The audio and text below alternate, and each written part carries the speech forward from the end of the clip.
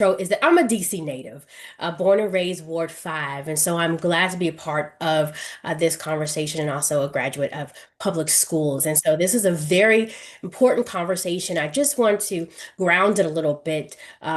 Public education in Washington, D.C., as many of us know, is at a crossroads. Ours is a school system defined by stark contrast. In the same city, one that is small, resource rich, and deeply invested in the future. We see schools that are thriving alongside schools where students are struggling to meet even basic academic benchmarks.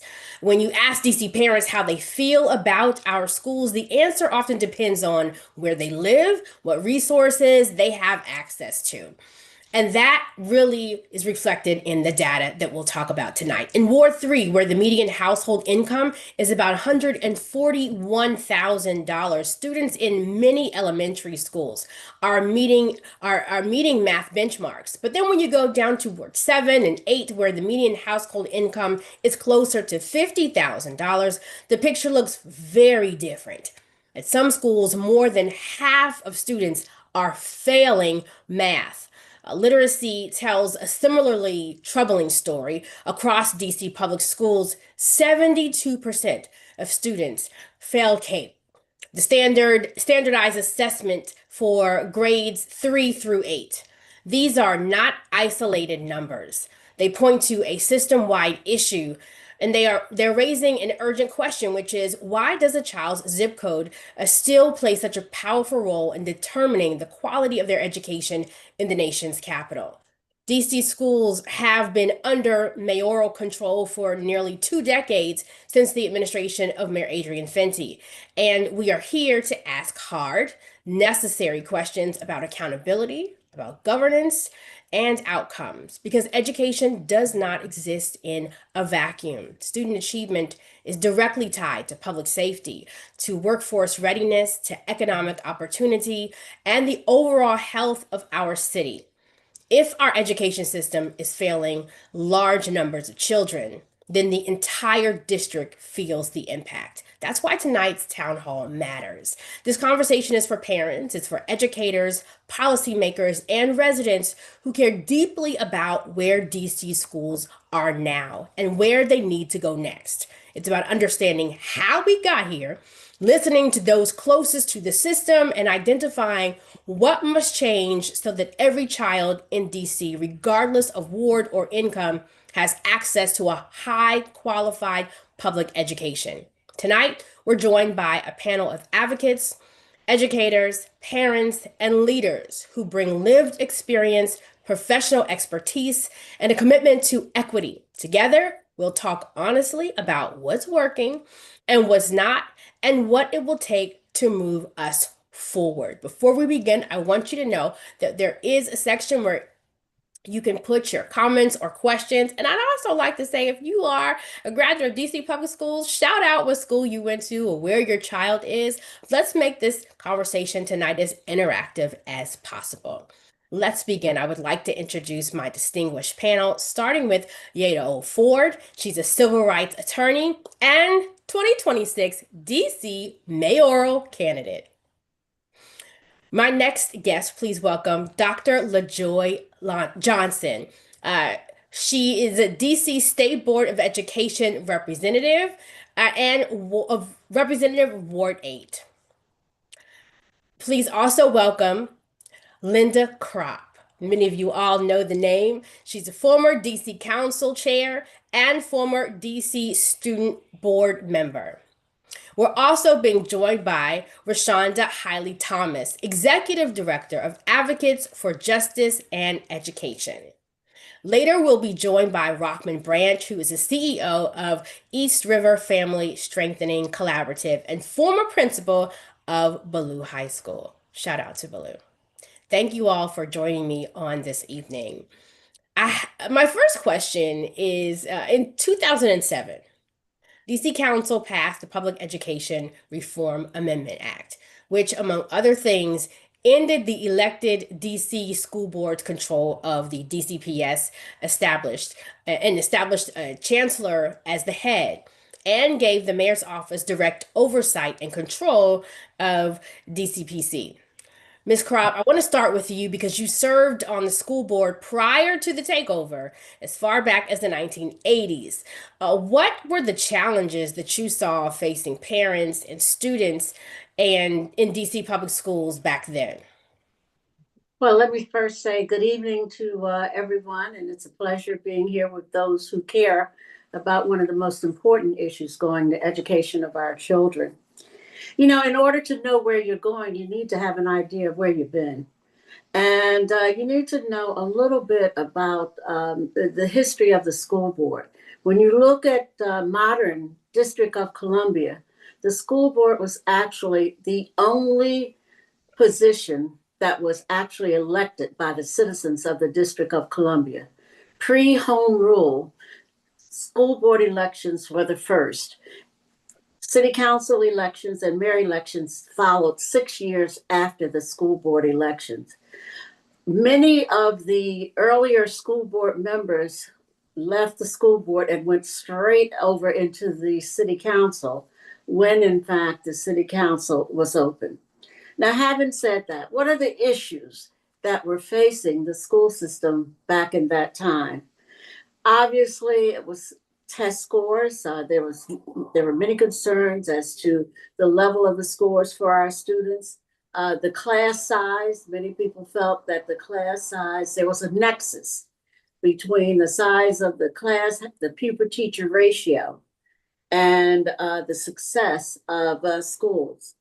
The budget itself became an issue, particularly once you saw the elected city council and the school board, because you had the school board being advocates for the students and the parents that they represented, and you had the city council looking at the budget for the whole system. And by that time, when you saw 1970s and 80s coming along, you had a school system where many of the facilities in the school system were 50 to 100 years old. So you saw a decaying infrastructure for the school system. So those were some of the major issues that faced the schools at that time. And some of them were the same, and some of them were things that the recent school board has made a difference in and a change. It's interesting that some of the things that you even said now are still some of the issues that we still have today, even so many decades later, in the school system, even with the changes that we've had. Uh, I want to ask or switch over to Rashonda and ask you a question because we have had a chancellor for the better part of 20 years, which have been what have you seen as the pros and cons of mayoral control, if any? Great. Before I answer that question, I want to shout out that I'm a native and a graduate of Theodore Roosevelt Senior High School, Rough Riders. One of the things that I would say is, as far as pros and cons, pros probably a different level of accountability because the accountability rests with the mayor and the chancellor who is selected by the mayor. I think that that clear line of accountability is present. And also, too, the opportunity and ability to have system alignment with between education and the other areas that's under the mayor's purview, from housing, all the social determinants of health that impact students and students' performance. But some of the cons, which I think is huge, are, just the reduced democratic governance of the school system. We no longer have families who are electing or citizens who are electing their board members to lead the school system. Family voice is now only advisory via the State Board of Education in many ways, thus the body that parents and other residents are able to elect for, but they don't have the same authority that they had prior to mayoral control. And I also think that there still exists gaps, equity gaps, just because everything is centralized now under the mayor, that does not equate to equitable outcomes for all of our students, especially, parents feel that. Parents who live in different parts of the city, they feel disempowered or don't feel like they have the same access or access to quality schools within their neighborhoods as other residents do in other parts of the city. Mm. And if there's any of other, go ahead, Miss Linda, Uh, you want to say something? yes, I like to add to that. In addition to that, one of the pros is that the idea that there's that centralized budget control so that you had the mayor that would be in charge of the budget, and hopefully the schools would then get the necessary funding that they needed. We have seen an example of success in that with renovation of many of the schools. We've had school buildings renewed and renovated, and there has been a big change. But when you look at the con side, they changed where the principals no longer have status in that you have to have a cause for them to be removed. Well, with the change, there's a ability to remove a principal immediately. So you have many principals who are removed from the school after only being there for 1 year. You have 25% of the schools may have a brand new principal when the kids come to school every year. And data will show you that in order for you to see the success that you'd like to see within an actual school, a principal needs to be there for about 5 years, where they have established a certain structure for education, certain communication with the staff. And if you have so many turnovers within the principals, that has made a huge difference. And you've also seen more turnover with the teachers, and not just turnover at the end of the school year. What you have seen since the takeover is mid-year turnover of teachers. Teachers are saying, I'm not waiting until June. It's January and I'm out of here. And that has been something that has had a negative impact on the students. And then you don't have that system of checks and balances. I think that might be one of the biggest ones, because if you just have one line of authority making the decisions, who's going to correct them? If there is a discussion or a question about the number of graduates from the school system, who's going to come out and say that number is wrong? Because everything will lead up to the mayor. And when you look at large city schools, the District of Columbia is the only large major school system where there is not some local body to be the advocate for and to check what happens between the mayor and the chancellor and the schools. If any of our other panelists want to chime in, go ahead and do that. I saw Joy, you said exactly. Baby, There's baby, a whole Miss Wood- amen corner going on. baby, it's the amen corner is here exactly. And just really just context for everybody. Like, yes, I'm elected, but I am a mother first. My daughter is Abria. She's 14 now, and back when she was 3, so y'all see me now, because baby, come on, I'm a doctor, baby. I done worked hard now, y'all. But 12 years ago, baby, it didn't look like that, y'all. I just need y'all to understand. It did, like what I know now. I did not know the information back then. So and I'm a proud single mother, so I'm trying to navigate, right? Like a lot of parents don't really understand. And I just want folks to know we have a parallel system happening. So there are two things happening at the same time. We got our DC public schools now, and then we have our public charter schools, right? And when we talk about mayoral control, the mayor also appoints the board representatives on the public charter school board. Okay, and they are confirmed, of course, by council, but the mayor is appointing those folks too, and the mayor appoints the superintendent. Now, how does this affect folks in real time? Well, 12 years ago, I was looking at schools. My daughter has special needs. She was born at 1 pound and 6 ounces, so she was born at 23 weeks. And so I'm proud of her, but again, she had a lot going on. And so I'm trying to figure out, okay, like, what am I going to do? The Early Childhood Center, where she was receiving early intervention services, gave me like a list of schools. And I noticed that the one in our neighborhood, I live in y'all know I live in the Great Ward 8 now, y'all. It wasn't on there. So I went to the school, I'm trying to figure out what's going on. I was like, hey, I'm a new mom. I just got this kid's IEP. Like, what do I do? Your school wasn't on here. I'm trying to figure this out. And the school told me that they were not able to serve her. And they gave me another list of schools to look into. Now, I want folks to understand that is discriminatory and illegal. And again, this was 12 years ago. I didn't understand the severity. I was angry, but I didn't understand the real severity of what was going on. But not so much egregious, but I think the part that is most saddening is she was right. They didn't have the resources to serve my child. And she was just being honest with me and transparent with me and helpful. And well, LaJoy, how does that relate to mayoral control? Okay, that is discriminatory. And so I have to go to OSSI. Well, OSSI reports to the mayor. Well, do I go to the DME? The DME reports to the mayor. Well, do I go to the chancellor? Well, the chancellor reports to the mayor. So when I'm trying to figure out like where am I supposed to go, I got the runaround. And the runaround, a lot of times with our families, just like it happened to me, it kind of puts you at like, sometimes it puts you at a dead end and people get frustrated. Like, who is held accountable to say, okay, this was discriminatory, or your child didn't get their special education services or something like that? Is it on DCPS? Is it on a charter school? Like my daughter's at a charter now. Is it now on the charter school, which is it has its own board of directors, and the PCSB says, well, we're authorizers.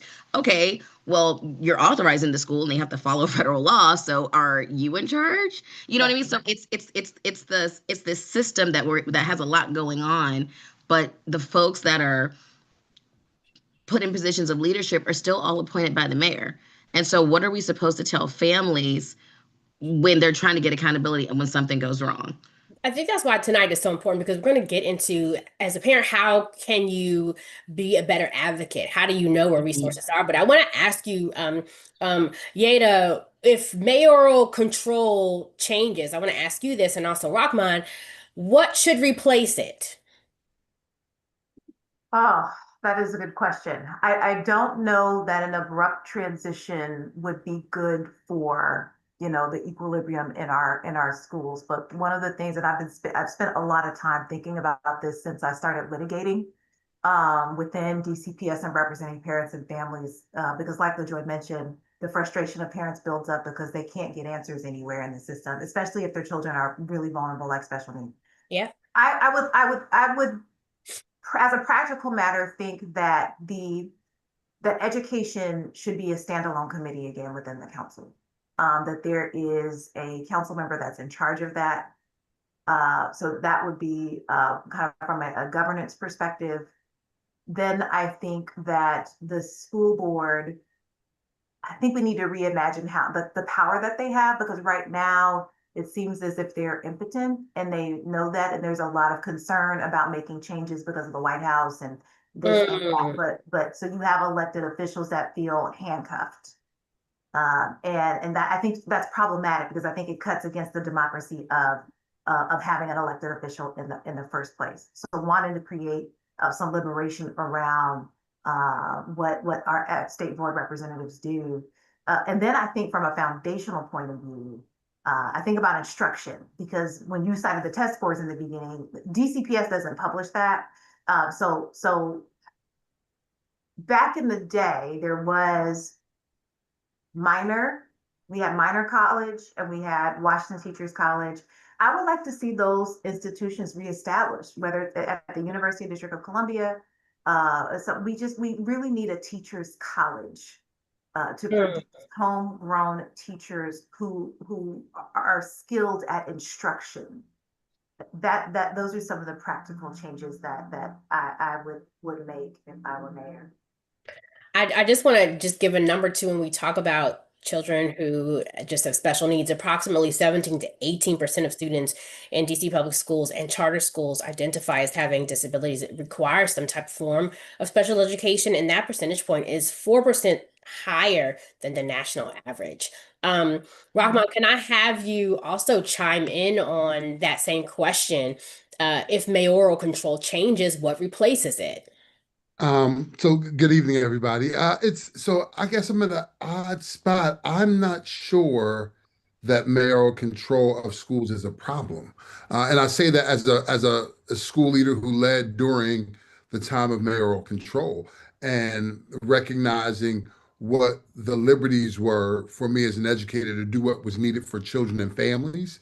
And and I recall also working in schools when we weren't under mayoral control, and and so that, we can all give anecdotes to this experience, but I've had school board members walk into my school and threaten me with termination if I didn't hire their friends, right? So there's problems everywhere, right? So that you're never going to find there is no cure all for this challenge. I think one of the things that has to happen in the system that we have now, when you talk about the alternatives, is I definitely agree with Ms. Ford's position on the Education Council and I mean the Education Committee and City Council being reestablished. I think that's a huge piece. I think that lends to really having someone who's laser focused on outcomes for young people, for our future in the district, and for politicians who are in that way for our future voters, right? You better take care of them if you want them to take care of you. But I think that there needs to be maybe an enhanced oversight. I don't believe that we utilize OSSI well enough as the authority over all things, like most states that have a state Department of Education and what they do both in the charter and in the public school spaces. I think our OSSI could be given a little more weight and heft in that space as an alternative to what we have now. But I've always been, when I've heard the conversation around mayoral control, I've always taken the position of if we're not getting what we want, then let's get a new mayor. Right. But I was never really one who said, and again, as an educator who worked at what was identified by multiple organization studies in the Washington Post as one of the more challenging schools in the district, and we had very dramatic successes there. It was because of the freedoms that I personally had to do what children and families needed. So I'm a little conflicted on if I really think that's a great idea, because I saw firsthand what the impact was of us being able to really make change for children first, and force those who weren't for children to make different decisions. So what would you say it would be then if you're not for that? So like I just said earlier, I think it's maybe reimagining what the authority of OSSI is. I think there is a great benefit to restoring the Education Committee on Council as means to really ensure that accountability happens across the board for from the highest heights of charter school board, et cetera, all the way down to leader, principals, and school teachers, to grant more of that power to OSSI as an oversight committee or oversight office, if you will. Just real quick, shout out to your background, Wu-Tang, and I see Fred Hampton. I don't have my glasses, but I did see that. That just put a little more fire up under me real quick. So let me go back to Linda. When we talk about the power of the Board of Education, what power do you think the Board of Education should then have? Well, the question goes back to what is the system of checks and balances? Mm-hmm. And I think that is what is eliminated. Right now, the State Board of Education basically has no power if you look at it on the local level. But there should be some opportunity for a local board, a local entity, to be able to question, to be able to challenge, to be able to make suggestions. As I said, whenever you have a major city, large city in this country, there is always a local entity that is able to do a check and balance. Right now, anything that is said from one group has to be the final word.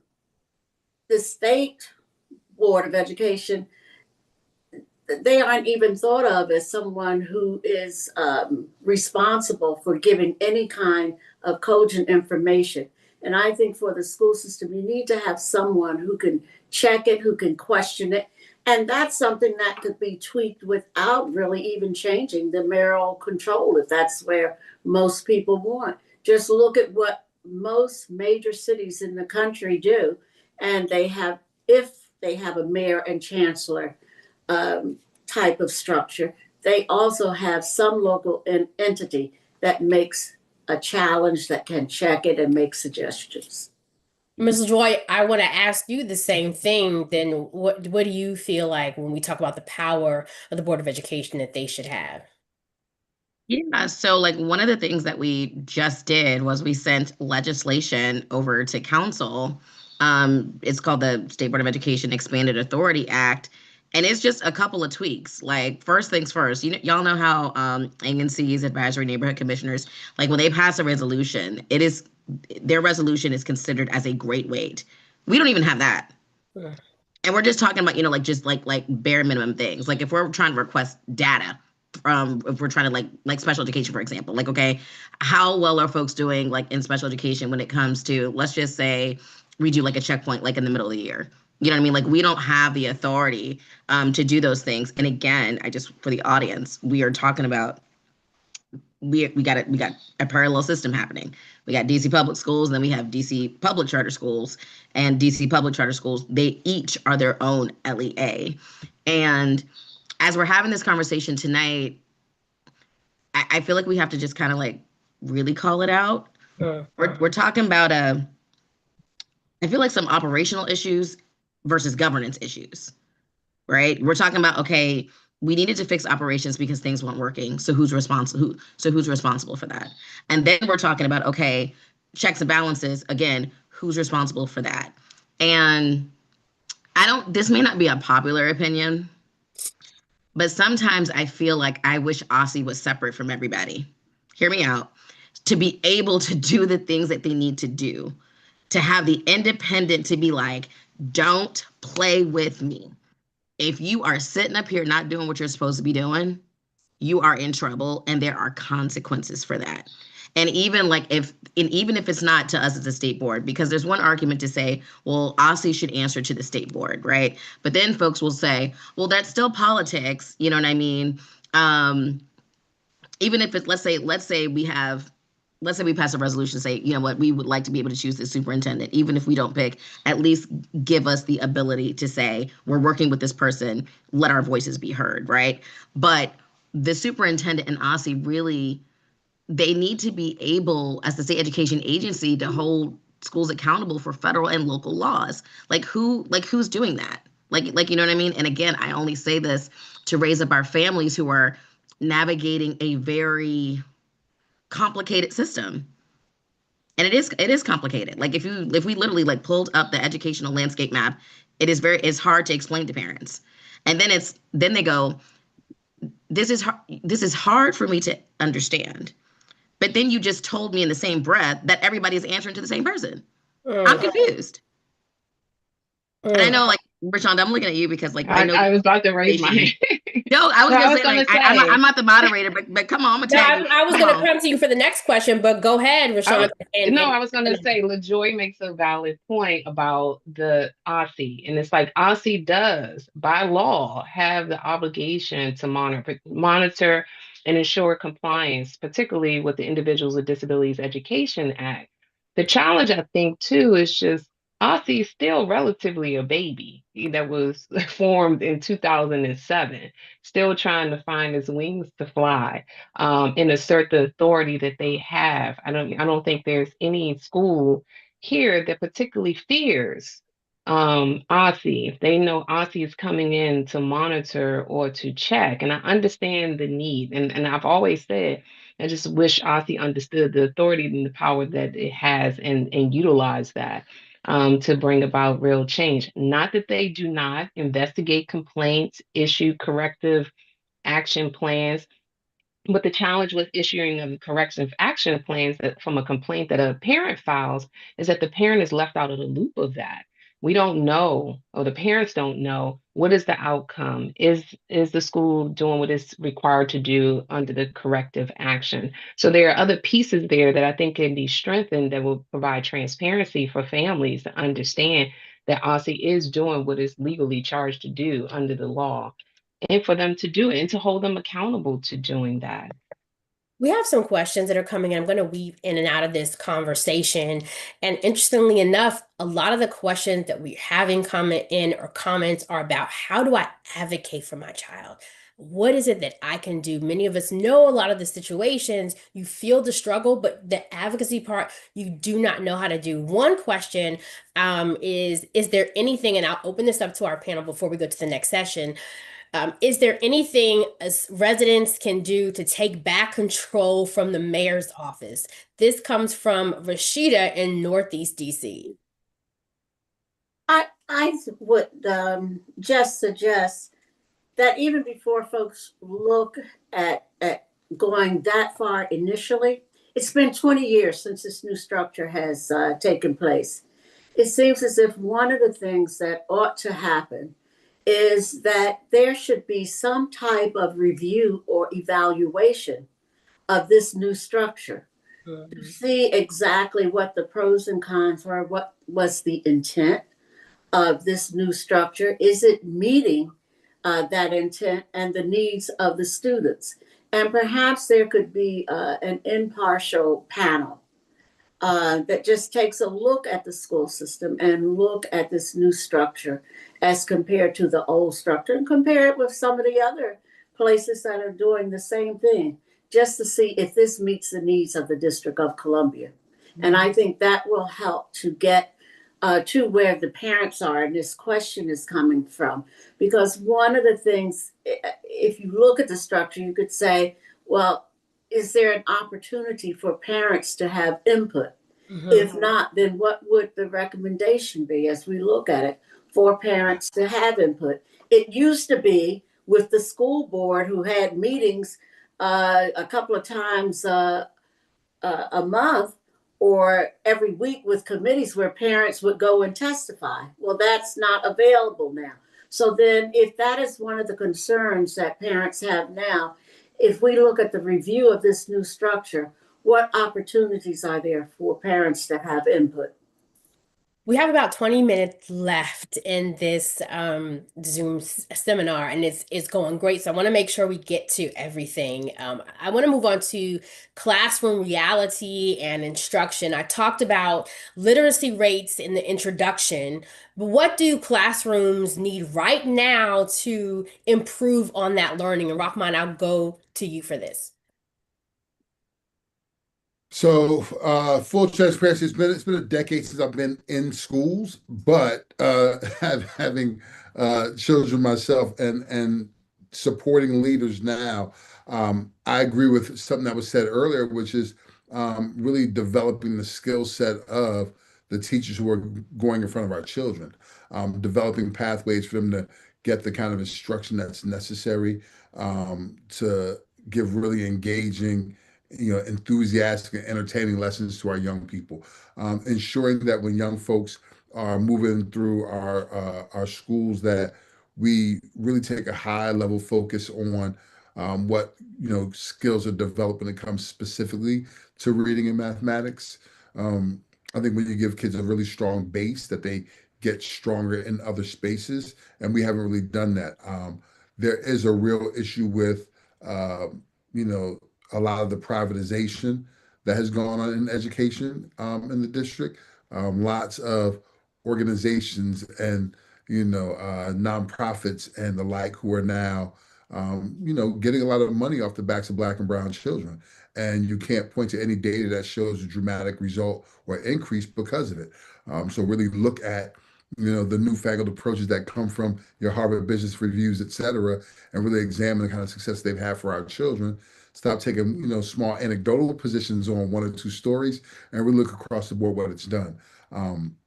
Formalize what kind of instruction we give to the people who stand in front of our children is, I think, the place we have to start. Let me give you a specific question from one of the participants. She says, my child is supposed to go to Kelly Miller Middle School next year, which consistently sees students not meet standards in math. I don't believe the school can support my child. What can I do? What should I do? That's from Maurice in Southwest DC. So, and I'll try to be succinct. I sometimes am guilty of over talking, but here's the deal. and I've had this conversation with folks in the past. Oftentimes, when we look at those scores, we very directly attribute it to the adults in the building, and that's probably not where all of the effort lies or all the blame lies, if you will. Because conversely, Kelly Miller has produced young people who have gone on to high school and very successful in college as well. Um, what has to happen for that school is the parents could, and this goes into the question that was levied earlier, what can parents do? I had a very healthy LSAT when I was a principal. Our local school advisory team, they were very strong in not just holding me accountable as a leader, but then they would go to our council member and to our mayor around and our chancellor around the needs of our school, because some things, when I was transparent with families, some things aren't in my budget to do for our children. And because I work for the company, in a sense, I'm a company man, but we all work for you, mom, dad, auntie, uncle. So if I give you this letter or this direction on where the chancellor will be, or where the mayor will be, or where the council member will be, I guarantee you go up there and say it to him or say it to her, I'll get that money for that resource. And so really, a lot of times we talk about schools that are underperforming, what we find are under-resourced schools and schools that haven't addressed the needs of our students at a very preliminary age. I want to open up to the panel on that. So when we talk about responsibility for poor student outcomes, that Rahman just talked about, and some other things we talked about, how should we address the issues with chancellors, teachers, or central office? Yada, I'll start with you. How do you look at that? Everybody's like, That's a hard, because it's multifactorial. Like Rahman said, I mean, there are so many things that contribute to it. But my most intimate experience with DC Public Schools is with River Terrace. And then some of our other schools who serve special needs children, but River Terrace is like the special needs school. And that school is unique because there are a lot of things that happen. But I think after working on with parents at that school for like the last 6 years, part of me wonders if River Terrace was set up to fail, or if that principal was given all the resources that she needs. And one of the things that I discovered, and the public doesn't know this, but it comes out in my cases, and we sign protective orders, and some things I can say and some things I can't say. But one of the things that I found out after advocating for these families at River Terrace was that there would be requests from administrators to central office for training, for example. My staff need this, and nothing would happen. mm, And so some administrators feel like they have to do, things on their own and kind of do research and figure out what things they can do, because when they present their needs to central office, I've been told directly from folks testifying under oath, look, I have made these requests, I have presented these needs, and it just falls on deaf ears. And so that is, to me, that sounds like the administrator can identify the needs, goes to central office because they're supposed to provide resources, and then the administrators can get what they need to meet the needs of their student body. So I see accountability falling on the tail of central office, but then we also have a chancellor on top of that. And when certain things are reported directly to the chancellor, that's when I attribute some responsibility there. Obviously, he's at the top, but I've spoken with him directly about some things, and he's accepted. Yes, the buck stops with me. But when I've asked, well, what about this case? You heard about this broken femur, wheelchair-bound child, but came home with a broken femur. How did that happen? And can you tell me the steps you took to follow up and make sure? Now, the incident was never investigated. So that's why the question came up. And he said, I told X, I handed this situation to X, and I said, did you follow up with X? And he said, no. And I said, why not? And he said, well, I trust my people to do what they're paid to do. But I just think that if you can't, and when you're leading a system that is so complex, as ours, certain things would rattle my chain. A broken femur and the child's wheelchair bound, they can't walk. How did that happen? You know, you have to, I don't know, the heart has to be spacious enough as a leader to hold contradiction. I have righteous anger, but I also have compassion.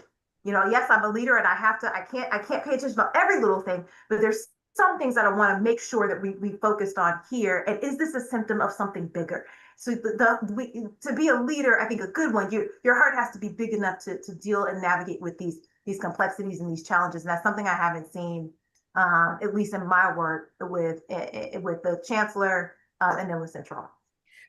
Thank you for that. I want to, before we move on to our next section, this is a important issue that even in my work as a reporter, I've gotten so many calls about when it comes to education in the area of kids with special needs and special education and family impact of that. So this is a really important topic right here, because in DC public schools, special education programs, we all know, play a central part, legally mandated role, and they exist to ensure that students with disabilities receive a free, appropriate public education, FAPE, tailored to their individual needs alongside their peers whenever possible. It's nice to have, it's a must-have per US law, but why does special education break down so often? And Rashonda, I'll start with you.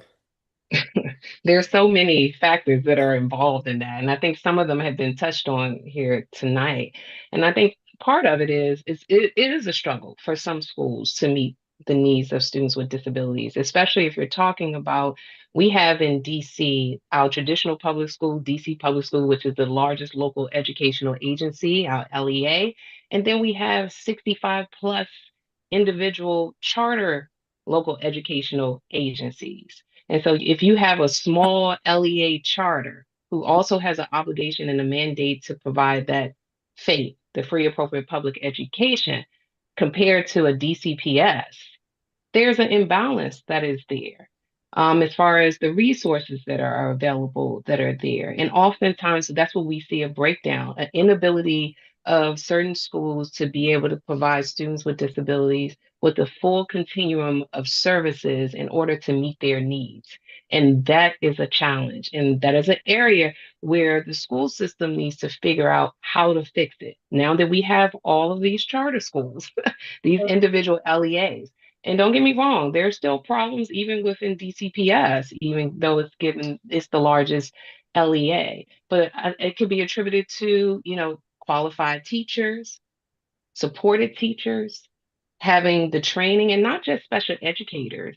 I know that there's a shortage of teachers, but even the skills of general education teaching. Majority of our students with disabilities are in inclusive settings. And so the ability of general education teachers to have the skill set and the knowledge in order how to teach students with disabilities is very important, and a critical fact that is often always missing from the classroom, because it's a separation and it's a silo. The special education teacher handles that, or the inclusion teacher handles that, or the speech therapist handles that. That's not my role. And that can start in education. When teachers are being educated, that should be a part of their curriculum and how to do that. And that hasn't always been the case. I'm gonna stop because I know we don't have time. We only have a few minutes left. LaJoy, but I got to, because you got I don't know if that's a praise shut up in your bows or what. Did you see my shout? Did you see my shout? Baby, I was over here shouting like that is one of the key things. This isn't my problem. You need to go talk to so-and-so. You're giving me the runaround. Let me explain. Actually, let me tell you the way my mama tells me. Let me explain something to you, baby. If you are getting federal and local dollars, I do not care if you are a charter. I do not care if you are a DC public school. It is everybody's responsibility to serve every single child at every single school, and that includes special education. There are still some segregated things in special education, and we just need to call a spade a spade. Now, and we also need to reimagine inclusion. Inclusion doesn't just look like, okay, you're in the general classroom, here's an IP, here you go. and the special education teacher either pushes in, like they're coming into the gen ed, or they're pulling you out. No, it is on the general education teacher as well. And the trick is, and one of the answers to the problem with the math rates, the literacy rates, and how people are experiencing school, every child learns differently. So if you actually trained all teachers with special education best practices, you would actually increase these things actually more, because you're using those best practices. Like, who doesn't need extra time? Hmm. Who do you know doesn't need some type of extra time? Or how about this? Don't don't write it out. Just stop.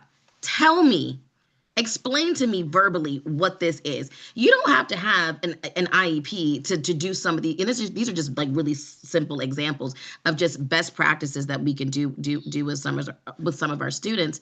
But again, it has to be a requirement. If you're getting all this money for special education, where is it going? Again, accountability. Who's But how responsible do for it? we, and I'll open this up. We have about Yeah. 5 minutes left. How do we ensure that IEPs are implemented in practice? First of all, there has to be a cross-sector agency. And at this point, again, reimagining. If it's DME, if it's OSSI, at this point, just somebody, as a cross-sector to say, hey, these are federal and local laws. We are holding you accountable. So, okay, really quick, don't judge me. How many people in here like love their mama? Like, just really quick, just hands. No, I'm serious. There's a point. If you love your mama, raise your hand. Okay. No person. So when your mama told you to sit up here and clean up your toys, I'm sure she probably helped you. I'm sure your mama probably supported you. There was a guiding system, right? There was a guiding light where she's like, okay, I need you to do this, this, this, this, and this. But she showed you how to do it, right? And then it comes the accountability piece, right? Now I done took and told you now to sit up here and to pick up these toys. And usually she gives you a couple of chances. And then now there are what?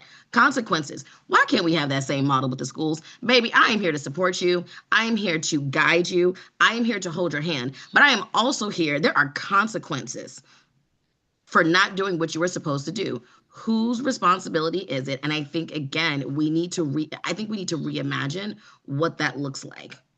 Ebony, if I can I mention something? If Yes, that's because I was okay? going to come to you as we come to a close. I really want you to kind of hop in here, and then Yeah. I'll go to Linda. On this IEP issue, what the issue is that schools aren't given what they need. So a student's IEP could say that they need a diaper change, or they need, something. And schools will literally say, we can't do it. We can't lift them. We can't do. And so I think part of LaJoy's point, we need to make sure that schools have what they need to help meet the IEP. I mean, you're giving a school nothing, and then you're saying, here are these special needs kids. They don't have the training, and DC really doesn't allocate the dollars that it needs to in the budget to training, especially staff who work with special needs or nonverbal children with autism. So Yeah. you see the slapping, you see the hot sauce in the mouth as a disciplinary. I mean, who would ever even think you would do something like that? So you see all these stories hit about disciplining, locking them in closets, that kind of thing, because they're not trained. And we'll allocate dollars to infrastructure and economic development or whatever we label that, but we don't do it in our schools. And so we're seeing schools that just simply can't serve.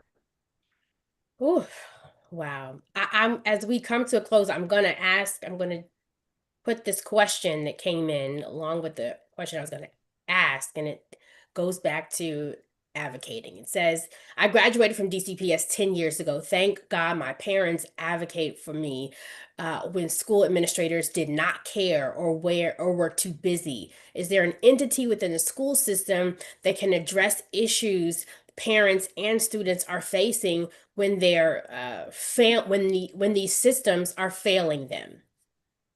And I'm going to connect that with one of the last questions that I had, which comes to how can parents hold schools accountable for failing to meet their child's needs, and what else can happen in this? Yada, I'm going to come to you first, and then Linda, I want you to follow up on that. We've got just a couple of minutes. Okay, so within DCPS, there is, and that's so there's Everything's loaded. I know. So if it comes to like an instance involving like school abuse or a fight or something between like a teacher student, there is DCPS Cares. They're working on improving that system. But DCPS Cares is there for you to, go to file your report. Now, outside of that, I would have to say there's nothing. You have to be an advocate and fight for your child. You do have your SBO reps like LaJoy that are a resource for you. So just be resourceful. Pick up your phone, get in touch with your SBOE rep and hold them accountable. Say, look, I need help navigating this. Because not everything is about a teacher slap my kid. Right. It could just be, my kid's not getting, I think, what they need in class. And who do I speak to? Who do I talk to? It's great to have a relationship with the teacher, but now I don't know why there's so much angst and hostility between parents and teachers sometimes, depending on, the culture at the school. But I would show up at the PTA meetings. Parents, we have to be involved. Show up at the events at the school and let your face be known, because the squeaky wheel does get the oil. When it comes to advocating for your child. But the frustration is really around knowing where to go, like LaJoy said. And so be a tireless fighter for your child. Linda, being the OG here and knowing it inside and out, and I would call say like the voice of wisdom. What do you say for a parent who's struggling to figure out, how do I advocate for my child? What advice do you have? I'm going to put it in a different frame and say, what is it that we all need to do? I speak to you from experience as a parent. Both of my children graduated from the DC Public Schools, as a teacher in the DC Public Schools, as a guidance counselor in the DC Public Schools, a member of the City Council, chairman of the City Council. What is it that needs to be done? Let me first say, understand that when you look at the city as a whole, there is a very small percentage of people who actually have a nexus with the school system. You ask people what's important, and everybody's going to say education, until you get to a meeting and everything else is discussed. And at that point, it's going to change. And it's no longer education. It becomes crime, picking up my trash, fixing my streets, and education will fall down to 4 or 5 on the list. And you best believe that is heard, because that's the way the citizens as a whole feel, because you tend to go to what impacts you individually. How many people actually have children that are in the school system? It is a very small percentage. I used to know the exact one. I don't know now. But it may be 10% of the folks in the district who have children in the schools. So when you look at it, it is not something, education is not owned by people in the District of Columbia as a whole. And I think those of us who are involved, those of us who care about education, we have to bring in a larger audience of people who are outside of the school system, who aren't just parents. Because if that's the case, it's going to always be this small structure of support. And people are going to hear that larger audience much better. I used to say, as I looked at what could we do, is that children are messages that we send into the future. And we are going to have to decide as a community, what will that message ring or read out? And it has to be a very clear message that we need to send. And if nothing else helps people to understand, when we get old, decrepit, and dependent, it is the children that we educate today that will be taking care of us tomorrow. That's why I went to you. That's why. Let me just say this. Thank you, Linda, for the work, for the groundwork that you laid. Many of us wouldn't be able to do what we do if it wasn't for the work that you also did in the community. What I love about what you said is a lot of that is we also have to get involved as a reporter. When I think of Moms of Liberty and how they sit and change their situation and usher in a whole bunch of mess, they did it because they formed community. And so even if you don't have children, it is important for us all to be invested into this conversation and get involved as much as possible. Thank you for allowing me to moderate this discussion on tonight, Ada. Thank you so much. I'm going to turn it over to you. But before I do that, I just want to give each of our panelists on tonight just 10 seconds, because I know we're over time. Just 10 seconds In just closing words, Rahman, I'll start with you. Just 10 seconds of what you want to say that you may not have been able to, just 10. Sure. At the end of the day, education is it's the ingredients for successful education takes everybody, parents, teachers, leaders, district leaders, and if everybody kicks in their fair share, you'll get the outcome that we're looking for. I love it. Rashonda. I'm going to add on to that. I think it would be great if school communities really engage and invest in their families and get to know them. They can be a powerful team that works together. It builds trust and it also has accountability. And if there's transparency, parents need to know where they're sending their babies, that they will be well taken care of, and that those professionals and teachers and educators are supporting them and loving on them the way they would. Thank you. LaJoy. Education is the soul of the city, and parents, we carry the souls, right? And so you are the best advocate for your baby. Don't give up. I know it's a complicated system, but mobilize and organize and hold the system accountable. They have to hear you, because if there are no children in the schools, then there is no educational system, which means you hold the power. You are the legal authority. You are the expert on your child, and don't you forget it. And Linda. My last comments, let's all of us go out and increase the educational support for our community and our children. I love it. Yada, again, thank you so much. I'm going to turn it over to you for closing remarks. Thank you for everyone who tuned in. We hope that you got a lot from this. And remember, this is a part of your community.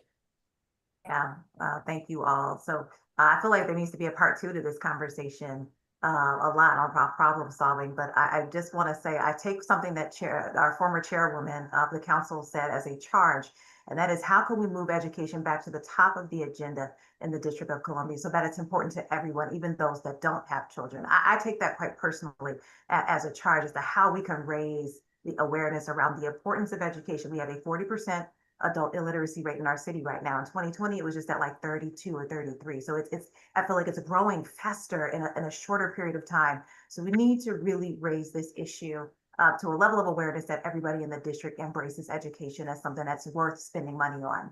So thank you, everyone. Thank you for joining us.